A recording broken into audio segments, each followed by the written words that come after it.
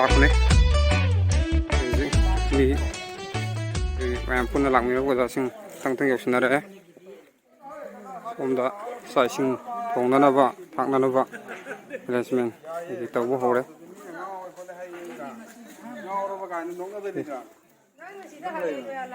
मरो मपांग तेलौ चनम semi college की student ngатene si ma'am ले मैम से मैम स्टूडेंट है का थाजर चनम सेमी ए स्टूडेंट है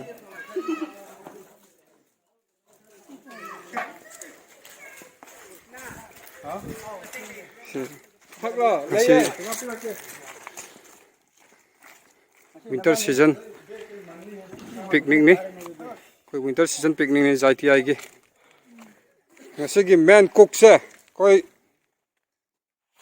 pastor Basant MTH master of theology दा क्लास स्टडी जिजिक तमीबा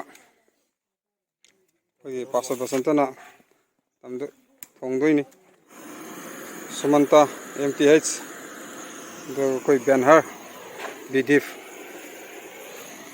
यामे कोई स्टूडेंट सिंह वजा सिंह यामे सिलेरे कोई ngasi gi mathel कोई ने तौदबा नानु मरी लेरे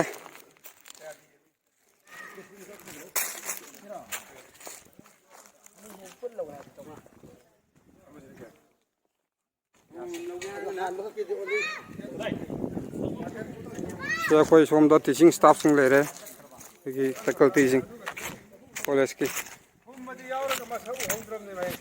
कोई कॉलेज फैकल्टी कोई जातीय की लेक्चर अमसुंग स्टूडेंट जो यावरी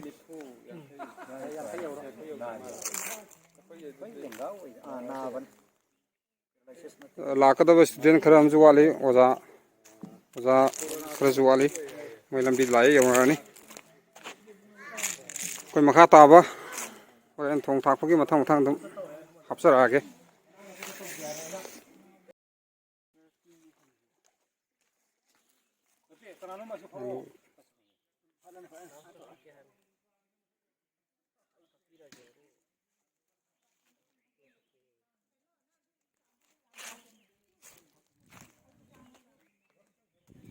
कोई साखुम जैसे तो तौरे फसन मोंग का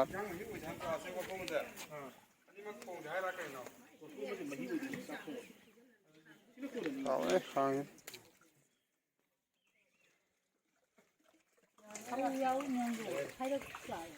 अजा ada hayrolge ko mani ja au ba ta na yin ung da ei source ai hogol padana kramain ai mon da loine diri ge ja su thakre ko tu wam da ja ni lang phong lang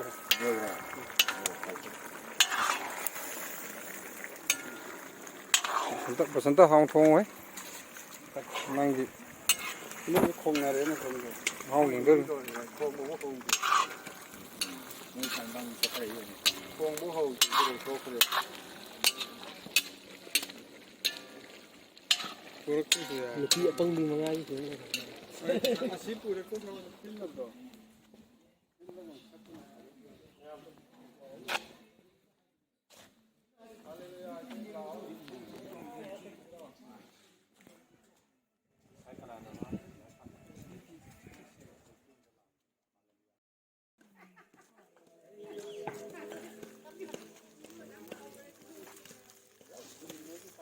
मरोई Telugu channel गमते थाक्तरबा ओ हौरबा या इनु हौदबा इनि सोरे coffee साक हौरे सिना कोई सा सादबा मी म यावरे दुगी कोई या सुना हौरे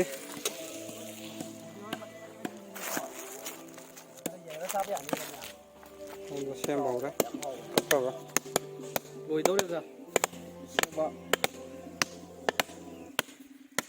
कोई ngasi men bujari na nganu ju semba thongju thongdoba man toise aina jugali paso basantana jugali ne aina mathik semi nganu semba gi jugali isi no mo gi na ma jugali kare ben ha ji misri ka dana kakko hore ma second mystery haro. Sementara thang kan ana bai ma thang pare ngai le de ma su Boro ne. borora Boro mystery. Kan so semua dah. Ya ya keno. se natural Santai Park Andro natural Santai Park Andro da ire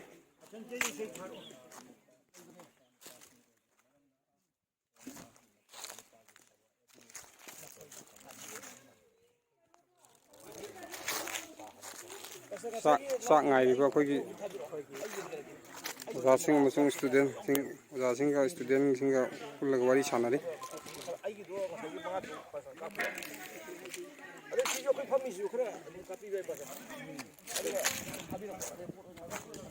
sai dai ko gi student pi sing se sema saba loi ba nai dri mo ji ware adu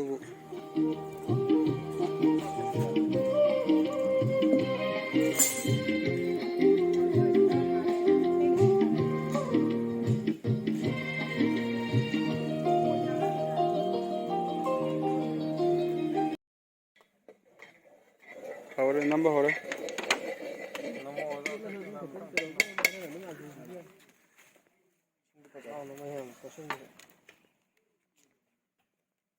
Tau fazawa. Abu ai yawar mai am.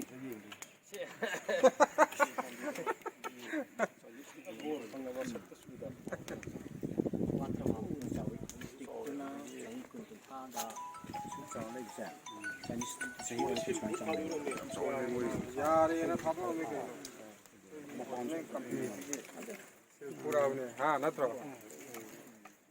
Sorry ungi.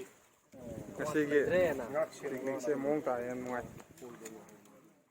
सही समदा मई छान मई याउ the जी मोय ती Hogi studio tu thun lo sere jo ja ta. हौरदम ने हौरदम Tuna nam to ya. Ta trim sa fra ko. Na to ra. Mana na.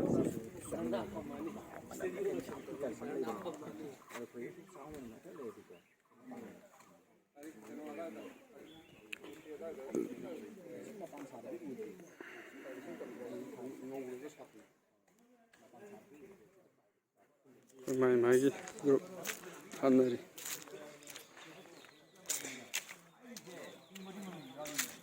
Adumana bagi masa kemana tahu jawab. Ada di situ aham. Ada di semua jemaah gini. Yang lalu kan dia. Romance 1899 hai.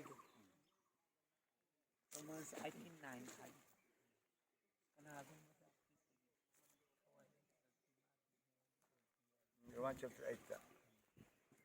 From the book, 2 Corinthians chapter 13 give verse 5 te kariya exam. Hallelujah. Proof prosad phaiwani. Yishu Christ ki thawai leibra leitabra to nasana sang yengjo. Yishu ki thawai leitabdi matik chadabani in lei. Yishu ki thawai leitabagi maram nani mana yuthai ba. chapter 13 verse 5 tani hari do nang nasabu third level to examine hari se second Corinthians chapter 13 verse 5 ta asina wangang mo se sorry wahaiga marum ni ko ni wangang mo da speak like an oracle of God hai sorry wahi oin ngang mo hai sorry wahi gumna like an oracle of God so na ngang bu do noeru to bo yaroi hai bu do sorry wahi ne ba adu mo power ga do ne sorry wahi ngang do ne ko na pa ko da adi kisi kilon torga Adam na. Ada di oracle of God oi dia ba. Mana mi du ki. Mi du kai ki.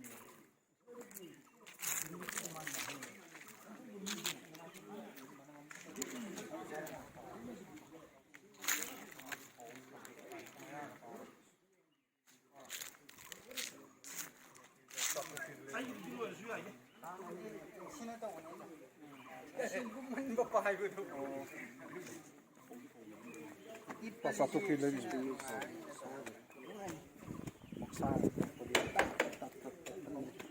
Betul ke itu? Ya, betul.